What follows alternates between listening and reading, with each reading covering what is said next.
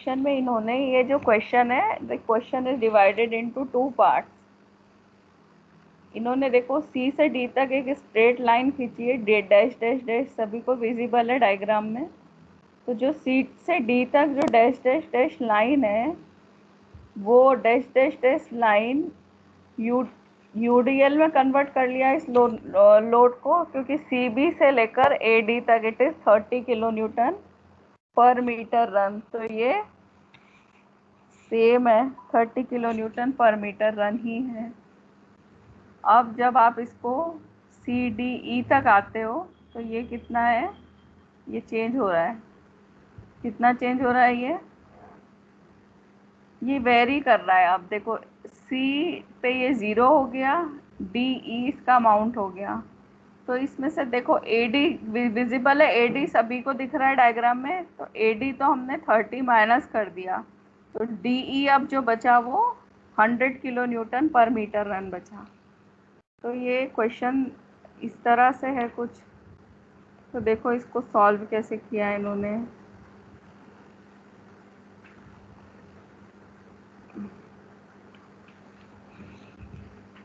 इसको मैं वापस से लिख करती हूँ ताकि सीधा तो दिखे, टेढ़े में कैसे समझ में आएगा।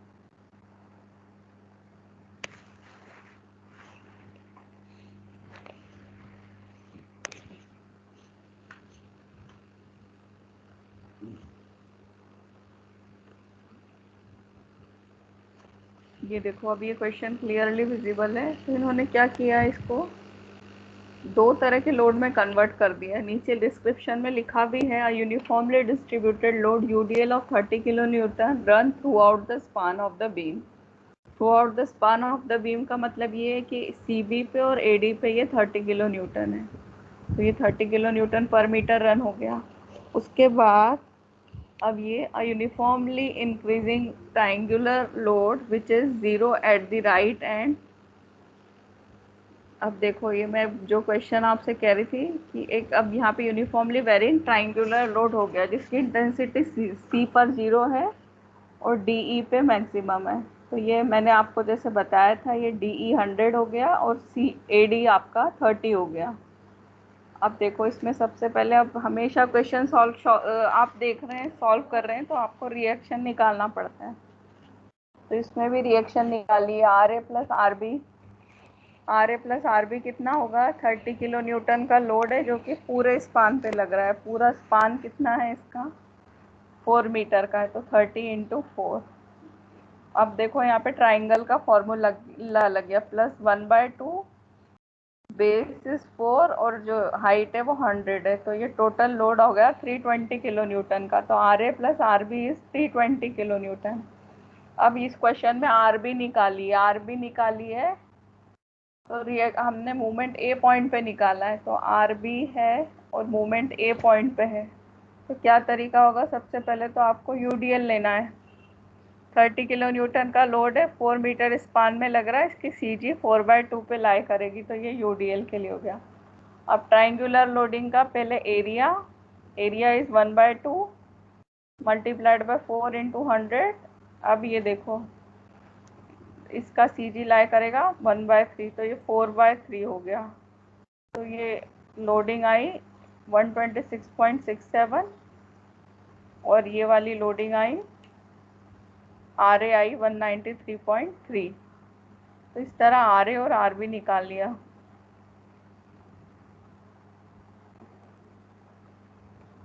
अब ये क्वेश्चन आगे चलते हैं हम। शेयर फोर्स कैलकुलेशन कराए सबसे पहले। Consider any section xx at a distance small x from B. Rate of loading at the section is indicated by the line FH FG GH।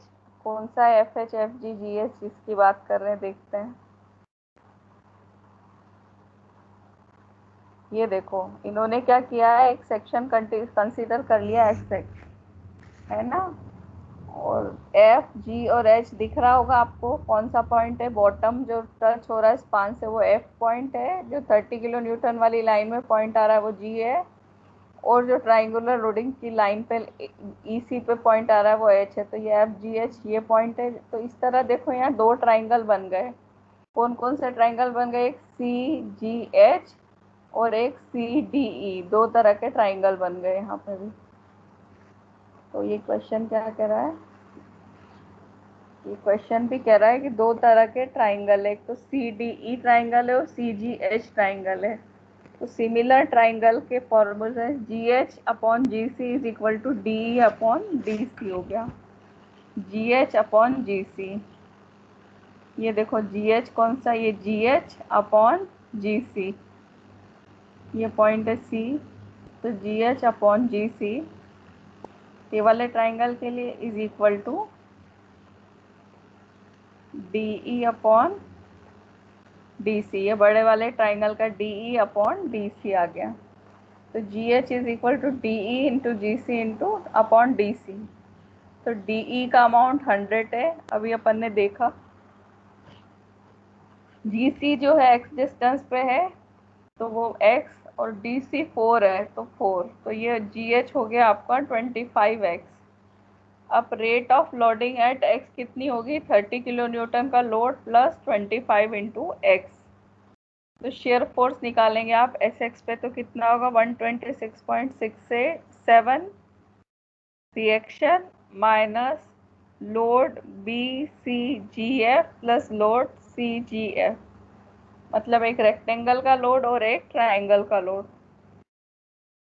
कौन सा रेक्टेंगल और कौन सा ट्राइंगल, तो ये देखो ये जी सी जी एच ट्राइंगल और ये एफ बी सी जी रेक्टेंगल, ये दो तरह का लोड है।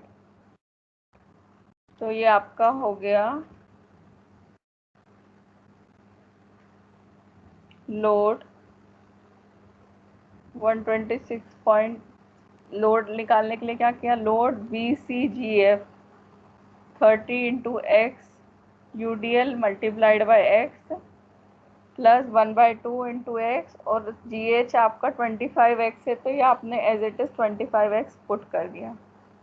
अब x जो है इसकी वैल्यू आप हर डिस्टेंस पे निकालो, 0 पे कितनी आ रही है, 0.5 पे, टोटल 4 मीटर तक निकाल सकते हो क्योंकि 4 मीटर तक का इसका स्पान है। तो आप हर पॉइंट पे x की वैल्यू निकालो, ये वाली इक्वेशन में रख दो, x की वैल्यू 0 रखोगे तो ये 126.67 आया, 0.5 रखा तो इतना आया, 1 रखा तो इतना आया, 1.5 रखा तो इतना 2, पर 2.5 रखने के बाद ये वैल्यूज जो है शेयर फोर्स की निगेटिव आना चालू हो गई, जो कि 4 मीटर तक निगेटिव आ रही है। इस कारण इसका डायग्राम हमें बनाना है जो शेयर फोर्स का, वो इस तरह बनेगा। ये वेरी कर रहा है देखो हर पॉइंट पे, उसके बाद ये नीचे से निगेटिव आ गया 2.5 के बाद ये देखो 193.3 आ गया। मैम इसने फिक्स डिस्टेंस कैसे निकाली है? 2.2 बस 0 हो जाएगा। वो इसमें निकालिए क्वेश्चन में, एक्स की वैल्यू निकालिए यहाँ पे, ऐसे आया ये। अब पहले क्वेश्चन देखो फिर समझ में आएगा। अब एम एक्स निकाला है, एक्स डिस्टेंस पे मूवमेंट निकाला है, तो ये रिएक्शन जो कि बी पॉइंट है, शायद बी पॉइंट पे जो रिएक्शन है वो 126.6 एक्स डिस्टेंस माइनस लोडिंग, पहले यूडीएल लोडिंग किया है फिर ट्राइंगुलर लोडिंग किया है, तो ये इक्वेशन बन गई। अब बेंडिंग मोमेंट आपका मैक्सिमम किस पॉइंट पे आता है? जहाँ पे शेयर फोर्स चेंज करता है साइन, या शेयर फोर्स निगेटिव 0 होता है। तो आपने बेंडिंग मोमेंट मैक्सिमम निकालने के लिए शेयर फोर्स की वैल्यू क्या करा है? 0 कर दी। शेयर फोर्स क्या है आपका? 126.67 minus 30x minus 12.5x square, ये निकाला है। तो यहाँ से आप जब इसको क्वाड्रेटिक इक्वेशन सॉल्व करोगे तो एक्स आपकी 2.2 मीटर आई है। तो ये इस पॉइंट पे आपका शेयर फोर्स 0 होगा और बेंडिंग मोमेंट मैक्सिमम होगा। तो ये पॉइंट हमने इसलिए निकाला है क्योंकि हमें मैक्सिमम बेंडिंग मोमेंट निकालना है। तो ये जो आपकी बेंडिंग मोमेंट की इक्वेशन है, यहाँ पे x इज इक्वल टू 2.2 रखोगे तो ये 161.7 किलो न्यूटन मीटर आया, जो कि मैक्सिमम बेंडिंग मोमेंट आया आपका। तो इन ऑर्डर ये आपका तरीका हुआ शेयर फोर्स और बेंडिंग मोमेंट निकालने का। देखो इन्होंने क्या किया है, जैसे इसको ऊपर में x की 0.5 पे x निकाला था, वैसे ही जो x के फॉर्म में आपकी इक्वेशन बनी है उसमें आपने 0.5 करके आप बेंडिंग मोमेंट भी निकाल सकते हो। और जो मैक्सिमम बेंडिंग मोमेंट आएगा वो पॉइंट निकालना होता है। कॉम्पिटिटिव एग्जाम में भी क्वेश्चन आएगा तो मैक्सिमम बेंडिंग मोमेंट ही पूछेगा, वो आप किस पॉइंट पे आया। तो ये हमेशा ध्यान रखो, जिस पॉइंट पर शेयर फोर्स 0 हो रहा है उस पॉइंट पे आपका बेंडिंग मोमेंट मैक्सिमम होगा। तो ये क्वेश्चन हो गया आपका। आगे का करते हैं।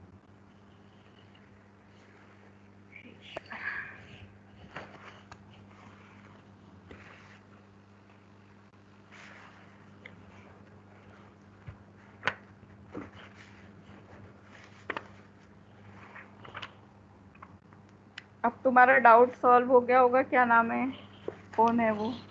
हाँ मैम, हाँ मैम हो गया। हाँ,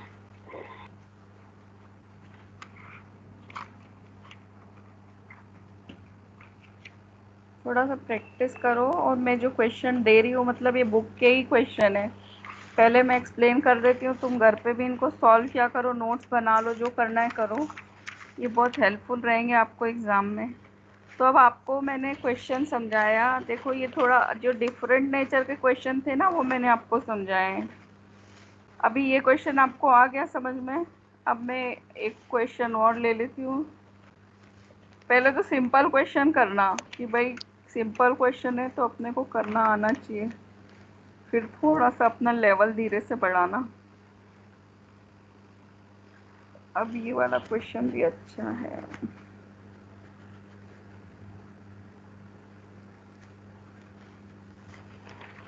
बस एक आध और लूँगी अब मैं इसका, फिर मैं ख़त्म करूँगी शेयर फोर्स और बेंडिंग मोमेंट।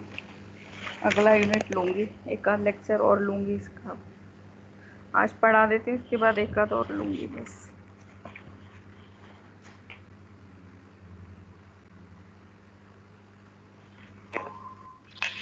मैम सिलेबस साथ में रखने करो मैम, हमारे पास तो है, फिर सिलेबस के हिसाब से तुरंत कंप्लीट हो जाती है। जो मेन मेन चीजें अपन आधी चीजें अलग हो जाती है फिर हमारी। बेटा एग्ज़ाम में जब पेपर बनता है ना वो सिलेबस देख के नहीं बनता, वो सब ये सब शेयर फोर्स और बेंडिंग मूवमेंट में सारी चीज़ें आती हैं।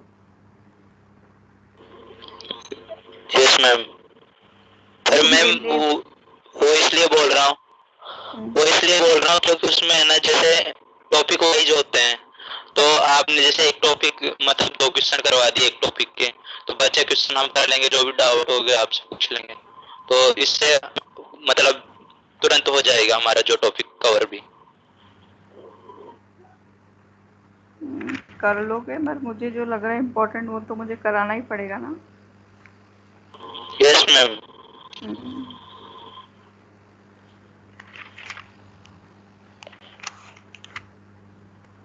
क्वेश्चन सिंपल है पर ये अच्छा क्वेश्चन है थोड़ा सा।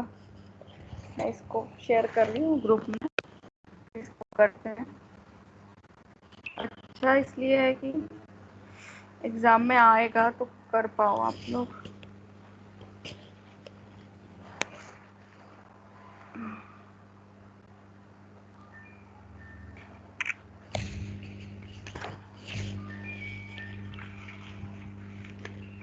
भाई साहब, हाँ, आइए आप।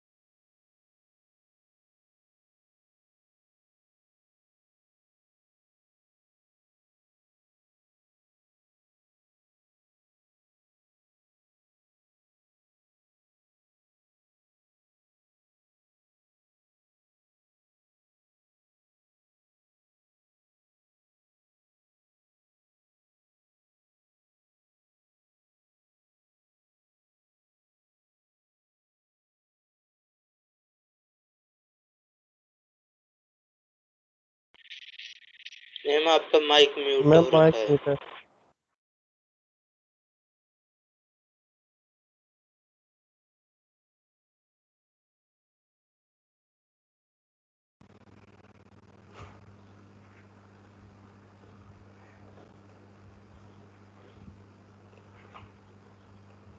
ये क्वेश्चन है, एक बीम है 20 मीटर स्पान का जो कि हिंज्ड है at its both end is loaded as shown in figure 4.31a. Determine the reaction at the end and draw the bending moment and shear force diagram. ये एक ऐसा क्वेश्चन है, इसमें 3 तरह का लोडिंग है। अभी तुम्हें ना एक क्वेश्चन खुद से बनाना, जितने भी टाइप की लोडिंग अभी तक पढ़ ली है, अभी एक और इंक्लाइन लोडिंग और पढ़ाऊंगी। 5-6 तरह की लोडिंग एक ही बीम में अप्लाई करना। पहले एक क्वेश्चन बनाना कैंटिलीवर बीम का, फिर एक क्वेश्चन बनाना सिंपली सपोर्टेड बीम का, और उसको सॉल्व करना। अगर उसको आप सॉल्व कर पा रहे हो सही तरीके से, मतलब आपको अब आप कर लोगे किसी भी तरह का क्वेश्चन, ठीक है। तो ये देखो यहाँ पे ए और बी पे मूवमेंट अप्लाई किया है। कितना मूवमेंट है? 417.5 और 282.5 किलो न्यूटन का मूवमेंट अप्लाई किया गया है। इसके बाद देखो, to determine the reaction R and R B taking movement about A, we get, जो हम करते थे आर ए और आर बी के अबाउट आपको मूवमेंट निकालना है। तो सबसे पहले इन्होंने बी ए पॉइंट के अबाउट मूवमेंट निकाला है और आर ए निकाला है। अब देखो ए पॉइंट है, सी पॉइंट पर 120 किलो न्यूटन का लोड है और डी बी का अमाउंट 10 मीटर है, इस पे 7.5 किलो न्यूटन का यूडीएल है। और इसके अलावा यहाँ पे कपल अप्लाई किए हैं। तो आपने बी के अबाउट मूवमेंट निकाला, आर बी इंटू 20 प्लस 417.5, ये क्या है? मूवमेंट अबाउट ए पॉइंट है, 4.417.5। Now that is equal to जो आपका 120 इंटू 5 कॉन्सेंट्रेटेड लोड प्लस यूडीएल वाला लोड आ गया, ये 7.5 इंटू 10 प्लस 5 इंटू 5, ये यूडीएल वाला लोड आ गया। इसके बाद आपका जो नेक्स्ट है वो 282.5 आपका 282.5 आपका 282.5 आपका एंटी क्लॉक, ये जो लोडिंग है वो आ गया। तो आपका आर बी जो है वो आया 79.5 है। अब आर ए और प्लस आर बी आपको निकालना है। तो इसका वही तरीका हुआ, total loading 120 plus UDL 195 kilo Newton की है। तो ये आर ए और आर बी आ गया आपका 115.5। तो ये रिएक्शन निकाल ली। इसी तरह जैसे पिछले केस में शेयर फोर्स निकालते थे, वैसे ही एस बी आपका कितना आएगा, जो आपकी रिएक्शन है 79.5, डी सी के बीच में 79.5 माइनस ये यूडीएल हो गया 4.5, सी ए के बीच में ये -115.5 आ गई। अब आपको बेंडिंग मोमेंट कैलकुलेशन करना है। बेंडिंग मोमेंट बी पर आपका गिवन है 282.5 किलो न्यूटन मीटर का। अब बेंडिंग मोमेंट बी डी पे निकालना है। बी डी पे आपने एक डिस्टेंस कंसीडर कर लिया, तो ये बेंडिंग मोमेंट आ गया आपका 282.5 plus 79.5 X minus 7.5 into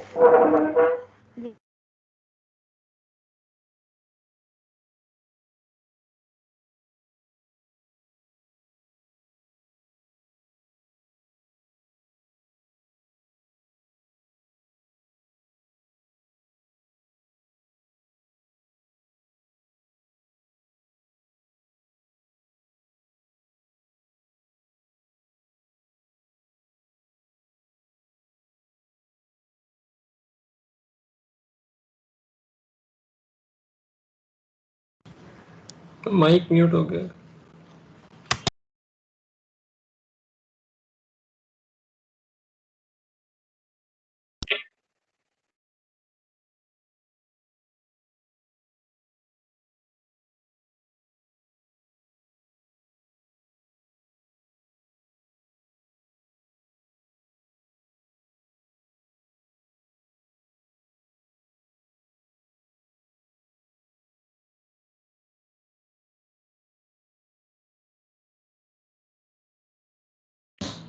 hello आकाश।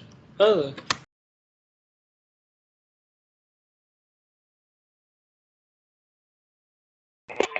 बोल। अरे मैम से ये कहे कि क्वेश्चन की जगह वो बोलते कॉन्सेप्ट समझाए, क्वेश्चन हम कर लेंगे, ये कहना चाहिए था तेरे को। अरे भाई इसमें क्वेश्चन से समझ में आती है चीजें, अरे तो कॉन्सेप्ट क्या है बिना इसमें? कॉन्सेप्ट नहीं है इसमें। अच्छा क्या है कॉन्सेप्ट है? बस 4 पॉइंट याद रखने होते हैं। कहाँ मूवमेंट जीरो होता है, कहाँ मैक्सिमम होता है, मिनिमम होता है, कहाँ ऐसे तो कॉन्ट्रैक्शन फिर होता है, क्वेश्चन ये। पढ़ा तो क्वेश्चन से पढ़ाने की जरूरत ही है, हम खुद ही ना कर लें क्वेश्चन से, कॉन्सेप्ट ही पता है तो वही फिर सुनने की टीचर की जरूरत क्या है। यार तेरे को जैसा अच्छा लगे वैसा कर। अरे नहीं तो फिर तूने कहा ही मैम, तो फिर मैम को तू क्या कह रहा था अभी। मैम को ये कह रहा था मैं एक टॉपिक पे 2 क्वेश्चनों को अच्छी तरह से समझा दे कैसे कैसे होते हैं, उसके बाद हम खुद कर लेंगे, डाउट होगे तो पूछ लेंगे, बस खत्म। तो अरे तो फिर क्या मतलब, एक भी कॉन्सेप्ट समझाने की जरूरत नहीं है साइंस ऑफ मटेरियल में, इतना इंपॉर्टेंट सब्जेक्ट है। मैं कहने का मतलब समझता तो है नहीं तू, कि हाँ एक ठीक है। टॉपिक लिया, उस पे क्वेश्चन हाँ क्वेश्चन के हिसाब से कॉन्सेप्ट समझ में आएगा, जब भी तो